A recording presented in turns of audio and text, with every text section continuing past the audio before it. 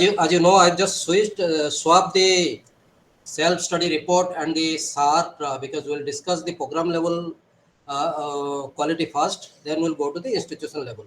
So tomorrow we'll discuss the NAC in a detailed way. Today we'll go for the program level, and these program level discussions are mainly for engineering, but the same can be replicated for the other programs. Like you can very well use this technology, this technique and similar type of format for your other type of discipline. Even for commerce also you can think of. There is no harm. Honestly, this is one of the best practices which we see. And to give a small quick review about the National Board of Accreditation, we are the signatories of Washington Accord. A detailed report on that is already available, and already I have shared the NBA manual with you, but some of my presentation will be shared, which is more comprehensive because we conduct a full 5 days course on SAR, NBA, and outcome-based education. So a comprehensive presentation will be shared with you at the end of this program.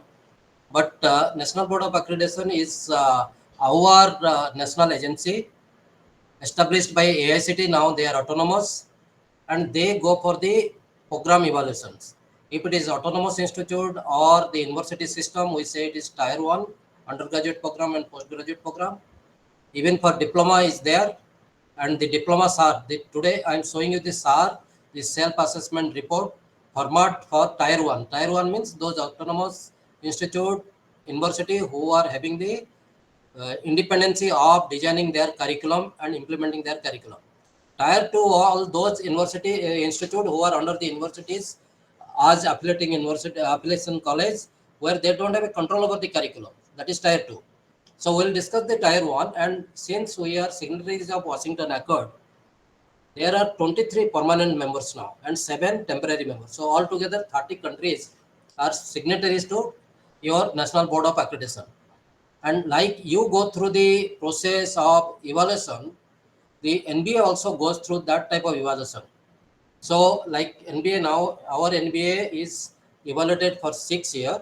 So 2025, our cycle is going to be over. So because of the COVID, we got one year extra. So 2026, the international community, the Washington Accord team will come to review our NBA status.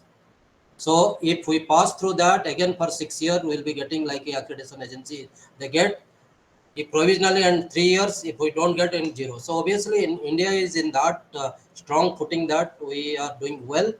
But one of the things I would like to tell, like Manav Rachana University, is that you people are independent university who are going through the NBA as tier 1 institute. The graduate attributes are getting changed. It is already changed, let me tell you. So the new, the 12 graduate attributes based on which this SAR is designed. The new attributes are coming because this Sustainable Development Goals, SDGs, those Sustainable Development Goals were part of international community's agenda.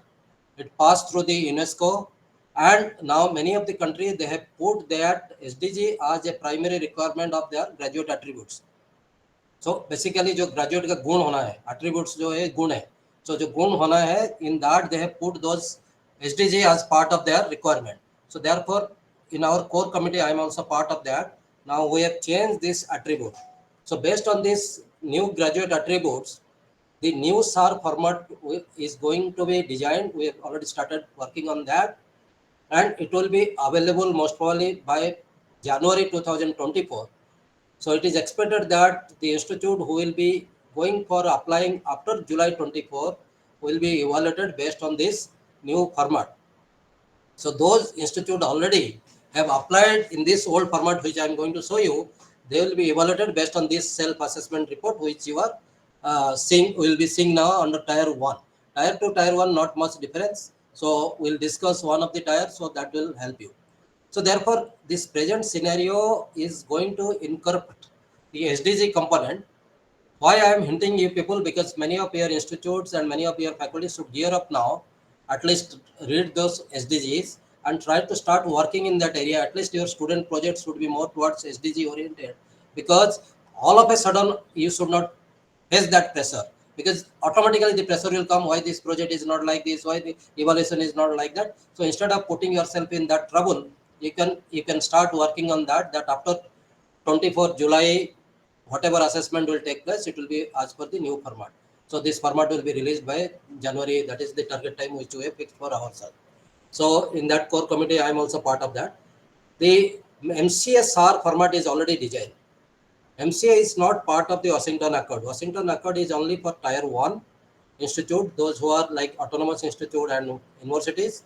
Now this time, in 2024, there is a International Engineering Association meeting that is going to happen in India.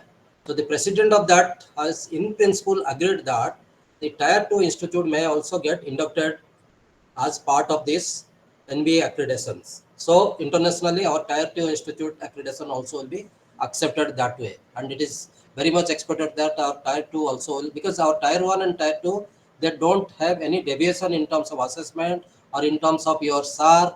Only thing is that they are under the control of the curriculum control of the university. They don't have the freedom to exercise their curriculum. So therefore, with this background, let me just straight away go to discuss the SAR so that you will have a feeling of how a micro detail analysis is done for program level evaluation. And based on this, you can also devise for your normal discipline, which let's say, if you have a BBA, you can create for that. If you have a commerce, you can create for that.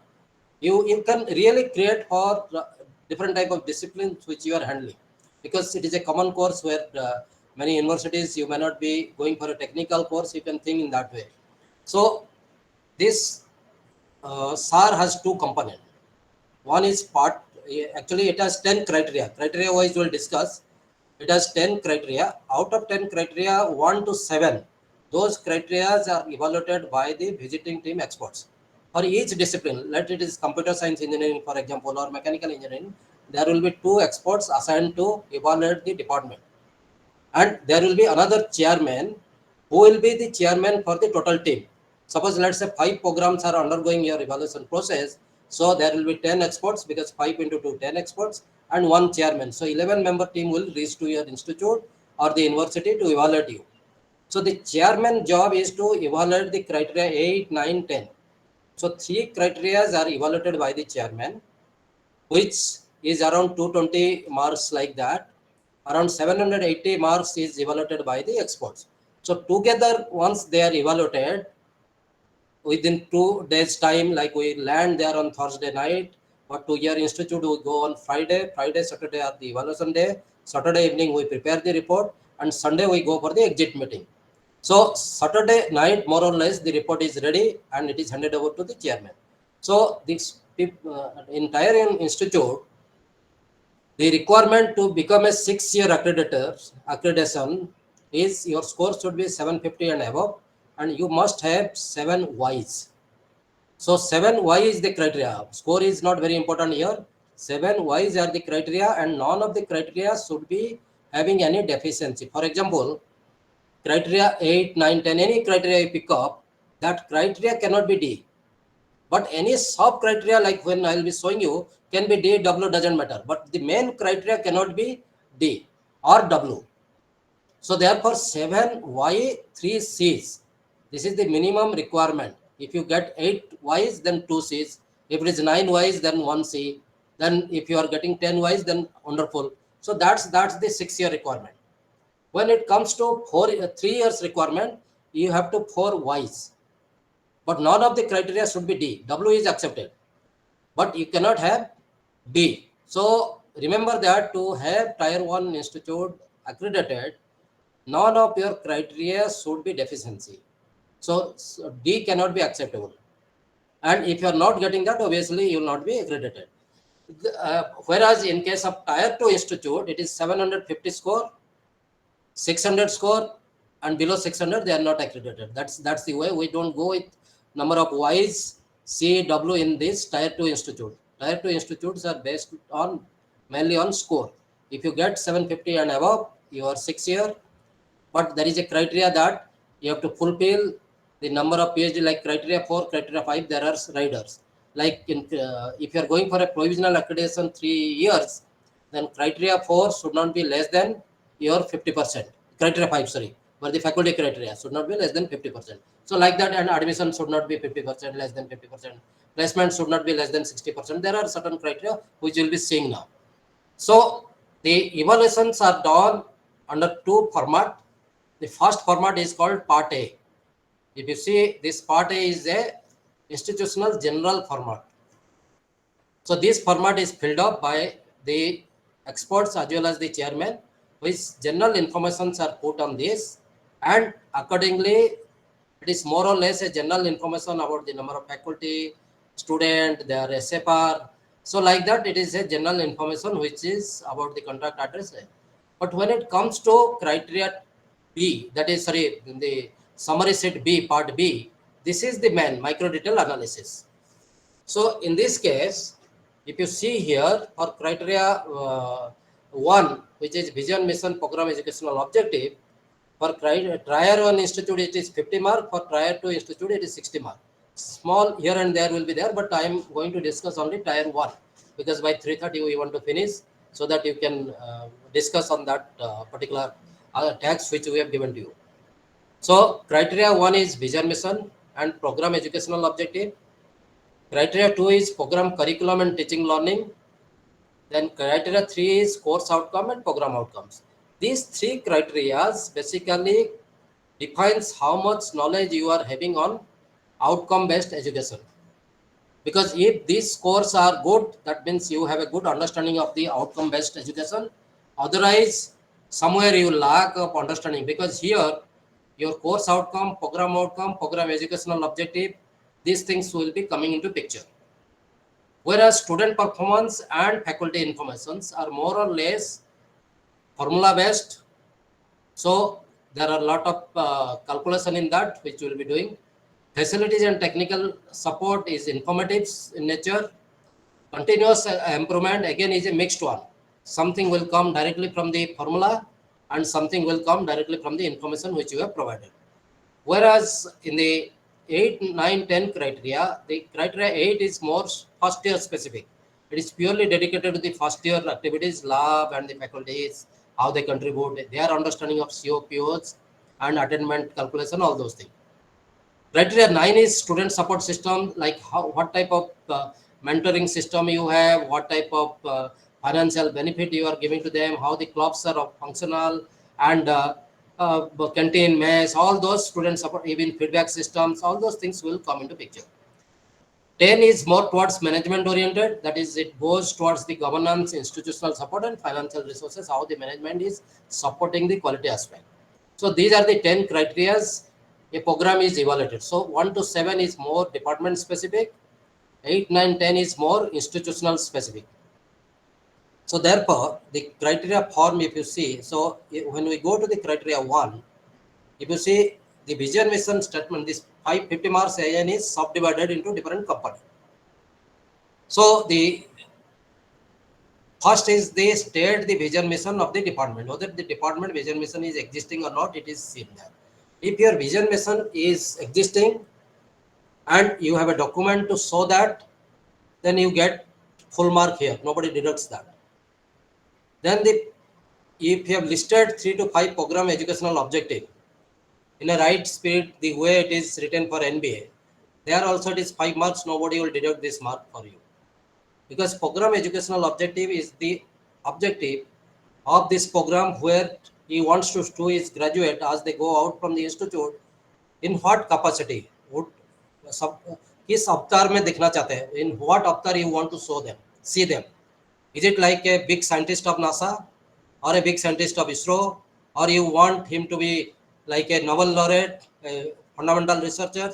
So once you have a, like as parents we imagine for our kids that my son will be an extraordinary engineer serving in this country with a lot of good foreign degree in hands. So if those type of objective you are having, are you supporting that? Is your education system is supporting that? That is again criteria 2, criteria 3, subsequent criteria, it is evaluated. So therefore, program educational objectives should be specifically well-defined terminology. Then whether the vision, mission and POs are disseminated among the stakeholder or not. This is, you see, this is a 15 marks. This is a huge score here. So it is just only putting on the website is not sufficient enough. Whether you put it in an institute magazine, newsletter, whether you have the placement publicity document where these are things are shown, whether you talk to your students, whether your students and faculty staff are aware of it or not, because when we interact, we ask to cross check this. So if they are in a position to partially answer, then also we are happy. But if we don't, then we say that the people are not aware of this thing. So similarly, alumni, funding agency, everywhere means you should not just confine to website, because I have seen many of the institute, they just show that, sir, it is available in the website, on the lab, on the corridor, it is available, but it is not sufficient enough. Your stakeholder means it is a big broad-based system. Even your employer must be also knowing about your vision mission approach. So that's the way we look into that. So this 15 mark is a big mark. Then the process of defining the vision mission. You put the vision mission in place, but the document doesn't show the right process. Like how have you come to the stage of defining this vision mission? Did you conduct a fair competition among the students to define a vision mission? Did you go for any extempore type of debate to define your vision mission? And all those things are to be documented. So how the statement of your vision mission have come into existence, the whole process needs to be defined. Some institute I like, they use neural network. They use neural network algorithms to bring their vision mission in place. So there are many direct, indirect ways of bringing the vision mission into place. So how the vision mission and POs have been defined needs to be documented well, and it should be placed in front of the visiting team.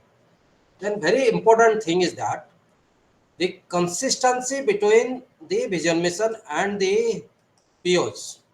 The program educational objective and mission statement must have a consistency. You create a matrix like this. What you miss is this part, justification. You don't write a paragraph or half page or one page justification of this mapping. So you lose the mark here. So therefore, even if you are creating a good correlation among these two, your mission statement and the POs, ensure that you don't miss this justification paragraph, this paragraph. Unless you are losing mark. So here you can, if you are systematically going very well, you can score 80% marks. 40 out of 50 is possible easily. So you can save lot of marks for your institute. So ensure that this particular justification aspect, the matrix should be well justified, and the stakeholder component, if you can take care, and the documentation process of how it has been established, and the also your document should show that what is the next review cycle, after how many months or how many years you are going for review of your vision mission. That document should speak on that. So that's the way we must look into this, so that you can save some marks here. Coming to the program is curriculum and teaching learning. This is a core component of Tier 1 institute, because we really see that how you have studied the market, how you have embraced the challenges or new thing happening, and how your curriculum has been structured, where there is a holistic development option for the student. And this curriculum is not only designed, the curriculum teaching learning process should justify that. If you see here, the curriculum itself is only 30 marks, 10 for designing, 5 for structure, 5 for component, whereas 70 marks is for teaching learning process. So your process should be well defined, how the quality and teaching learning process will facilitate the students, the mediocre students, the skill set of the students, all those things, components are to be seen properly. Then it is supported by the quality question papers. The benchmark which you said, the question paper, the Bloom's taxonomy, label, that needs to be seen. Then comes the quality of student project. The project, is it really giving them a group task type of situation? Some creativity, innovation is coming in that. That is also seen in this component. So the quality of the student project is also a primary component, and 20 marks is a huge mark for that. Then initiative related to industry related interaction. When we talk about the industry related interaction, is your industry person is considered as a faculty of your institute? Any industry person is regularly visiting your institute to mentor? Any industry person is giving webinar for you? Any industry person partial credit is he sharing or teaching? So many aspects are there. And also, are you conducting any of your experiment as part of the industrial visit? Because industrial visit is taken as if it is just go and visit, come back. Is it part of your curriculum, like it is part of your laboratory process or not? That is also seen. So the industry related interaction, it should be integrated well, and summer training is a must requirement. Because unless you have an internship in industry, the student always they complain for that. So this 20 marks component, 10 for industry interaction, 10 marks for internship, this 20 marks you can very well justify for yourself and drag it, you can get it easily. Criteria 3 is more towards course outcome, program outcome. This is like how much understanding you are having, obey. The outcome based education, how much understanding you are having. So these POs are all these 12 graduate attributes of the NBA. So these are already defined terms for you. These 12 POs are basically the 12 graduate attributes. At the end, I'll show you that. But you have to create 5 to 6 COs, and these 5 to 6 COs which you are creating, course outcome you are creating, you'll create a articulation matrix to map POs with the COs. Some of the COs, this faculty map to everybody. All the POs are mapped to only one CO. It should not happen like that. None of your course or any subject can cover all the 12 components. So don't try to map all the POs with one of the subject, because the approach is that your semester, if you are giving 5 subject or 10 subject in a year, the total 10 subjects should take care of 12 POs.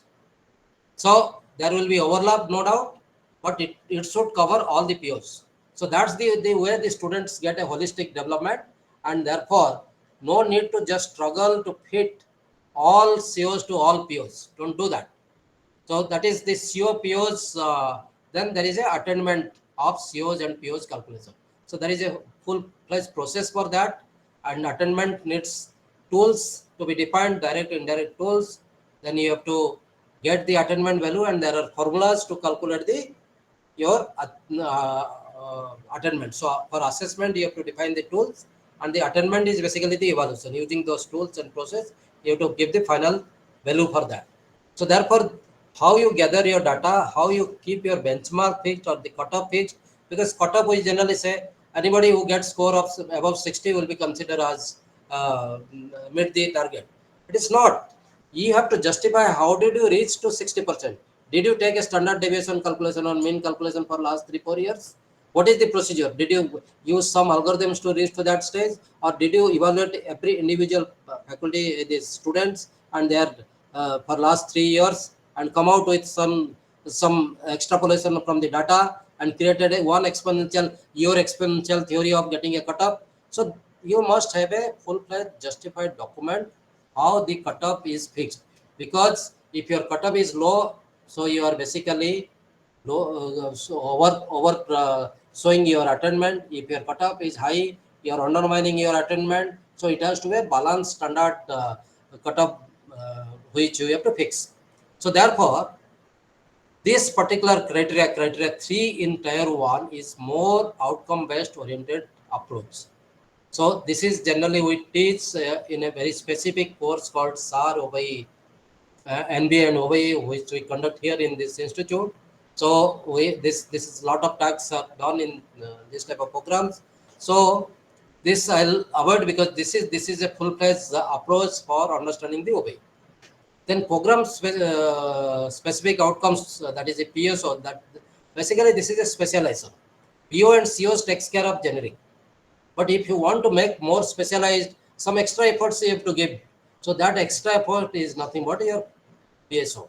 So PSO 1 to 2 PSOs must be defined, and that is the way the course is completed. Coming to the criteria 4, which is more student specific. Criteria 4 is more student specific.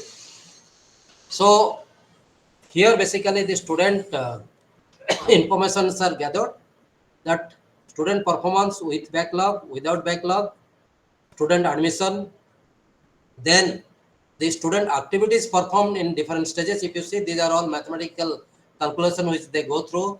Then student success rate is calculated.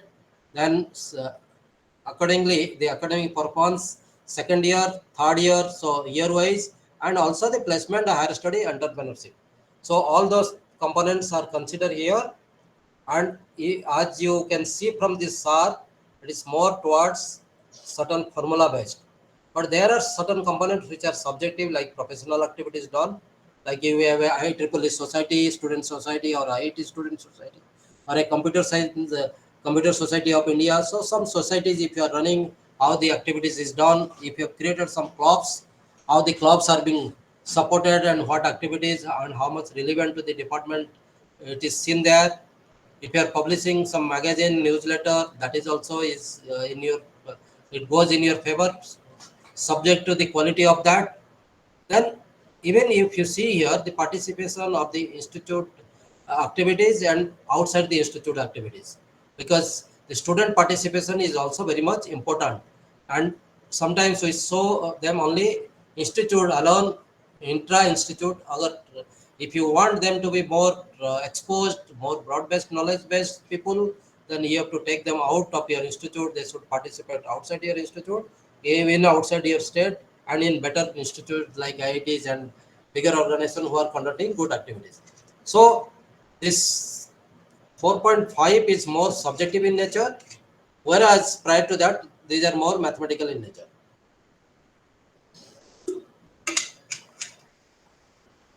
And its continuous improvement comes out of this. In continuous improvement, you'll see that this component comes. Criteria 5 is more faculty informations related. This is also a major criteria where the faculty qualifications and detailed things are taken up. Here, in this criteria 5, the faculty contributions, the faculty can be counted if he has contributed for 2 consecutive semesters, like a full-time faculty.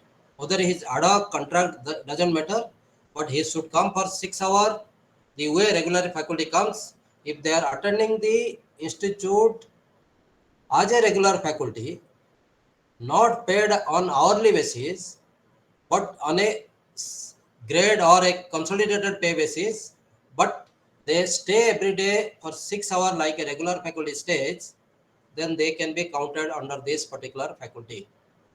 So this is the format which is followed, and based on this, the student faculty ratio can be calculated. Those faculty can be calculated as the faculty of the department, and their SFR can be calculated this way. Then this is again, this SFR calculation is slightly formula based, and this is not a rocket science. You can read that and understand. And it is written that if the SFR for a given things, maximum 20 to 10 average SFR between 15.1 to 25 is. You say if you have a SFR of 25:1, then you are eligible only for 3 years or without. If it is above 25, then your evaluation is 0. Like you will not get accredited. But if it is between 20 to 25, 3 years is possible, subject to fulfilling other criteria. But for 6 years, you need 20 or less than 20.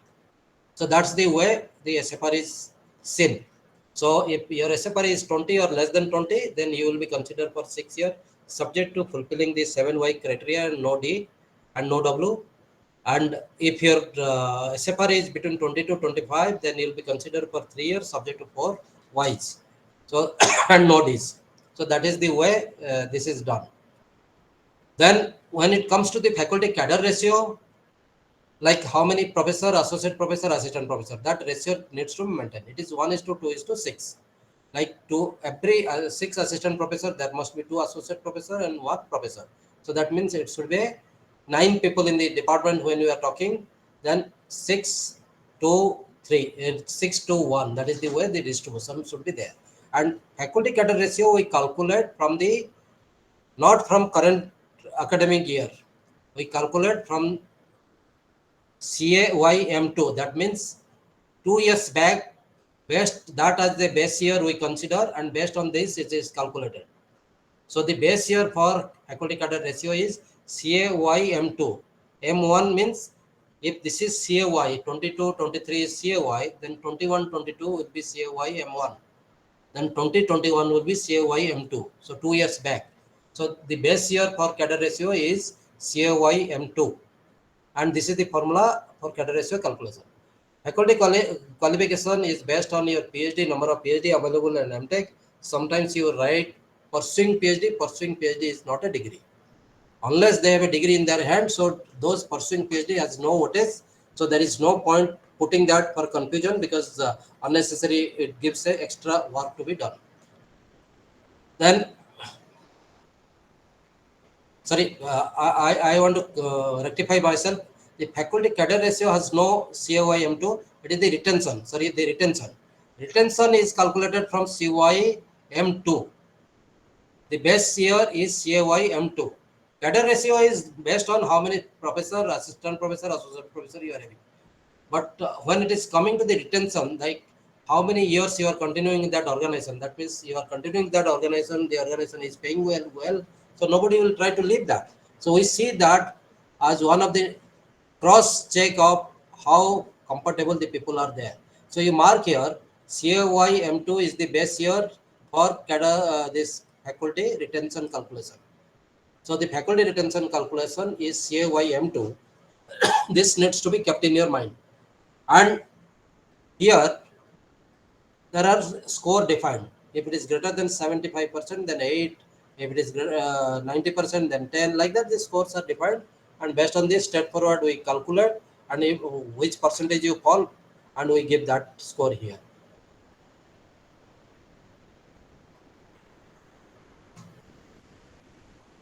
Then another thing which we see the faculty competencies in the correlation to program specific.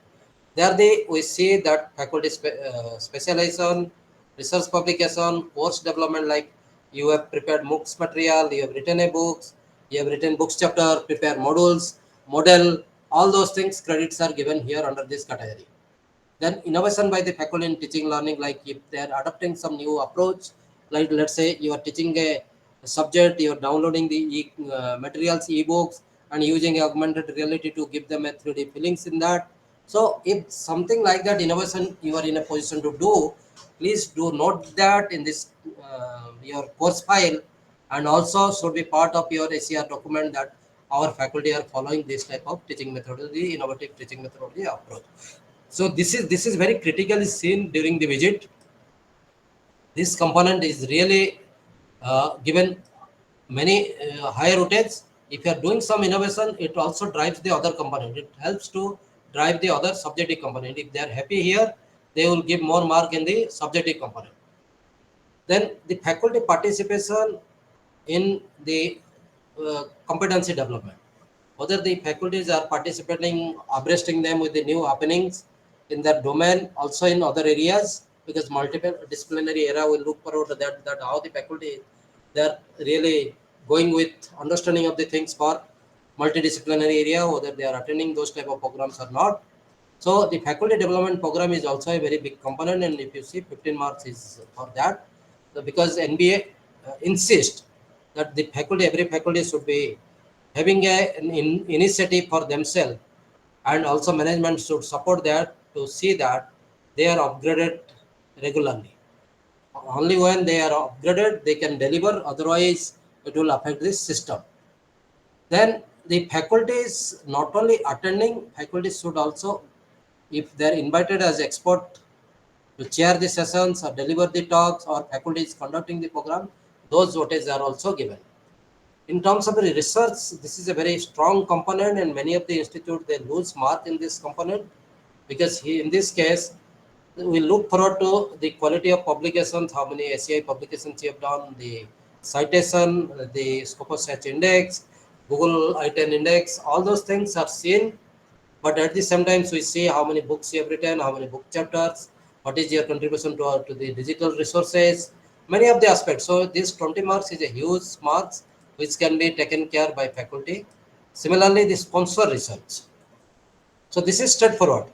If you have a funding agency who has sponsored you, this is the score sheet right in front of you. So this is score based. There we cannot help, and that needs to be really documented in this type of format. Then developmental activities like how you are contributing towards the holistic requirement. There the monogram, chart, models, even product development. For example, you have used a free open source tools and come out with some digital tool which the students are using, and the students are using that for their browsing the resources or curating the resources or justifying filtering the resources, something like that. Many things are there. In fact, product development is a big area. Soft product and hard product, both the things are considered. Research laboratory establishment, did you manage some fund for research laboratories? Then is there another like industry collaborations for establishing the laboratories? Consultancy from mainly from industry we look forward to. So in tier 1, this is a component which is strictly seen that if you are doing consultancy, which industry is giving that money and how much money you have earned. Based on this course sheet is prepared for you. Then faculty appraisal, whether the institute is following a faculty appraisal for them or not. Do you fill up this appraisal for yourself and you get the information about your assessment, and finally you try to improve upon that. So this is again one of the big component of faculty appraisal. In our institute, we do have this policies. Then is there any visiting adjunct, emeritus faculty or professor of practice? So those type of things, like now industry people are being engaged as professor of practice in NIT's type of system. So whether you are also following a type of that type of criteria needs to be seen again. So this carries also 10 marks. Coming to criteria 6, because the criteria 4 and 5, they are very important and very mark fetching also. If you can score good mark there, then it is easily you can go for the Y there. Then another criteria which is more Y specific is facilities and technical support. This is how much you spend. That is more important. So only thing is that here your this project laboratory is very important. Whether you have a dedicated fund for developing project laboratories or not, and the laboratories are whether having some advanced equipment or not. Because if you want to encourage research, your laboratory speaks for that. So if you don't have advanced equipment, obviously you are not doing good research. So well equipment and well equipped and research oriented laboratories, because it carries 20-40 marks, which is a good mark for that. And like laboratories maintenance, ambience, which cleanliness, and if you can take care slightly, this 10 marks you get it. Safety measure in the laboratory also to be seen. So that is this criteria easily you can manage. Why? Subject to your some involvement in that. Continuous improvement, as we are going to discuss after this, if you see, continuous improvement in terms of OI understanding. Like action taken based on the results of evaluation of COs, POs and PSOs. So like you have calculated some attainment levels. Now you have fixed a set target for yourself that next time I'll be helping this way. So now to improve the CO, POs, PSOs, what you need? You need better teaching learning. You need better curriculum. You need better pedagogy. You need better systems to support that. So therefore all these components are coming under this. Then next, when you are coming, so there are some samples which they mention in PSOs. The SAR, you can see that. Second is, are you conducting an academic audit or not? If you have conducted some academic audit, it will automatically take care of the some components of the continuous improvement, because academic audit has the tools which takes care of the continuous improvement. So if you have conducted an academic audit, that means certain extent you have taken care of the continuous improvement. Then one of the improvement which we see is basically student achievement. So student achievement in placement, student achievement in higher studies, student entrepreneurship, like that. For example, like this year you had only 2 people who qualified from your department for GATE, but now you fixed a target that next year 4 people should get qualified in GATE, and you worked upon that and you got 4 people qualified in the GATE. So that is the improvement in the higher studies scenario. With your intervention in your support, the higher study performance has improved. So GATE, GRE, GMAT, CAT, all those things are part of that. Entrepreneurship is the call of the day. So obviously startup, stand up India, make in India, all those things are part of our system now. So entrepreneur approach, what initiative you have taken, how much investment you are improving day by day, what is the facilities you are improving day by day, all those things are seen. Then student admission.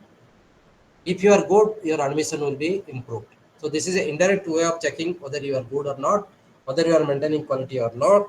So that is the way it is seen that the quality to be maintained, uh, and therefore there should be improvement in the rank people who are coming to you, number of students getting admitted. So there is a improvement requirement in this. So if you see it there in this continuous improvement, they are divided into three parts only. One part is more towards understanding of the OBE, that your CO, POs, PSOs, EPT attend with pedagogical aspect, teaching, learning, curriculum. The subjective criteria 2 and 3 are taken care here. If CO, POs, PSOs showing improvement means your criteria 1, criteria 2, criteria 3 are taken care. When you come to this, the academic audit and this automatically will take care of your criteria 4 and criteria 5 and criteria 6. So when you are coming to the higher studies entrepreneurship, this is your students' achievement as well as faculty intervention. So both the components are covered here. And when your admission is good, student quality is good, that means you have taken care of the overall branding, overall ranking of the institute. So that's the way the continuous improvement is taken care. Coming to the criteria 8 is more specific to the first year scenario. There is a discussion that it may get removed, this criteria, but so far it is not. So therefore we'll discuss here. This is an inside discussion which is happening, but we have to take a call whether criteria 8 will be there or not. So here the criteria 8 is more specific to the first year. The first year faculty qualification, first year course COPOs and PSOs, the first year's laboratory performance, how the attainment is done, record keeping. So it is purely specifically to the first year. So they will have to map their articulation matrix, and accordingly this is evaluated. So it is also a substantial mark, and they have to also spell out their improvement criteria. So criteria 8 is more first year oriented. Criteria 9, as I told you, it is more student supportive criteria. Whether you have created a mentoring facilities or not. If the mentoring facility is existing, what is the mentor role and how the mentees are getting benefited out of it? What are the standard operational procedure for mentor-mentee relationship? And what objective it is going to achieve, whether the objective achievement is reviewed or monitored or not. So those documents really we look forward to. So majority of the institute, they also there is a mentor-mentee guide which is available, and we have a mentoring system. But the subsequent follow-up action, the efficacy study, mark the word efficacy here. The efficacy study is not done. So unless the efficacy study is done, your this component loses mark. Similarly, feedback analysis is done. Feedback is taken, analysis is done, but corrective action is not done. The corrective action taken is not done. So therefore, it doesn't really get the value the way it is supposed to be placed. So basically the impact of corrective action, the impact study is not done. So the corrective action is not taken. If it is taken, its impact is not studied. So unless the impact is told there, the 10 marks, you may lose some mark. Then feedback facilities, we see basically we look forward to the how you collect. If it is an online feedback, we appreciate more, and we give more marks in that. Self-learning material, basically whether you are really using the MOOCs for certain assignment, asking people to go through this, and whether you have facilitated that, either curating the available material or you are developing MOOC material, that we need to check there. So self-learning is also area where you can really score mark. You should not lose mark here. Career guidance and training and placement, this is what how as a faculty your role is. As a faculty, how you are helping the student in their career guidance, how your placement SAR is really creating a ecosystem for them, involving the internal faculty, external training people, creating a training calendar, and individualize mapping the requirements and accordingly clustering the individual requirement to a group and bringing the people to train them.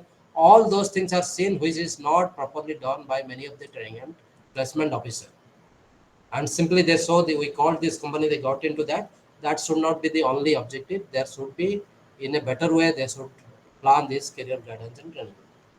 Entrepreneurship cell is very much there, but how the faculties are mentoring their students for going to the entrepreneurship, what is, if they are coming up with this thought process or ideas, how they are supported by the institute, how they are supported, accepted by the faculty, those things are to be also seen here. Co-curricular, extracurricular, now as you know, in everything is holistic now, so it is part of the curriculum now. So these particular things, if you look, this is a very important now. Co-curricular, extracurricular we say, but it is now very much the curricular activities. So yoga, as you know, yoga is part of that. NCC, NSS, all those is going to be a situation of the present. So you can very well evaluate them and try to rank them so that this particular component get more weightage. Criteria 10, as I told you, it is more towards the management oriented. How the management actually is helping the system to be more quality oriented. Whether the management has a vision mission for them or not. That's why that is called institute vision mission. Whether this vision mission is aligned with the department vision mission or not. Because if department is talking something, management is talking something, there is a disjoint, then obviously nothing will happen. So there has to be nice coupling, strong coupling between the institute vision mission and the department vision mission. Is the management having a strategic plan in place?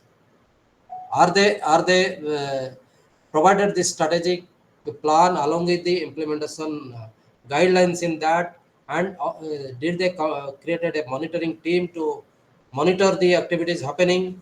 So this is also one of the part. Then setting up the various committee like anti-ragging committee, then grievance committee, finance committee, board of governors, academic council, many such committees, and whether they are periodically met, right kind of people are in place or not, whether the quorum is met, how the minutes are drafted, how the agendas are prepared, how the agendas are circulated.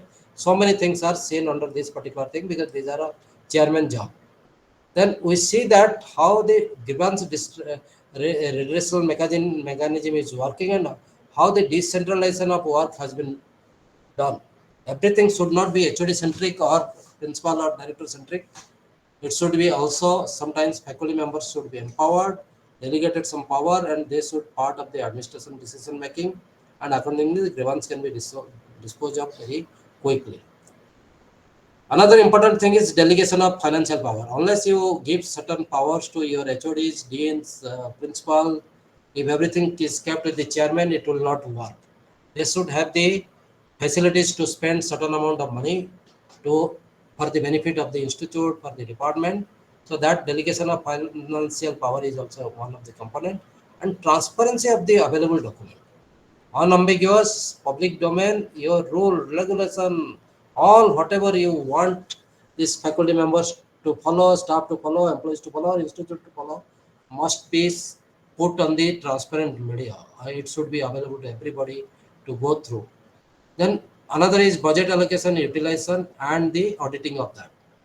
So many a time we see that the budget allocation is poor.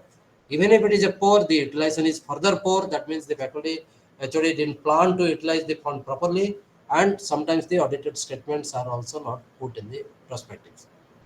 So then we see the adequacy of the budget allocation, utilization of the allocated fund, both for the institute and the department.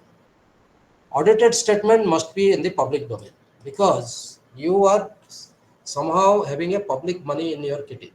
So once you are having a public money in your kitty means all your these transactions should be part of the public domain.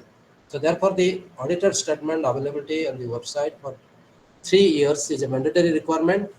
Then initially we discussed the institutional budget. Now obviously program specific budget will be more specific to that department, they also follow the same process. How the budget is allocated. How do you collect the process of the budget allocation? Whether it is coming from your faculty, whether the HOD is dumping something, or the director is dumping. So it is a full-fledged process that the laboratory in charges, faculty, they sit, they decide these are the things required. Based on this, a budget is prepared, discussed in the department meeting.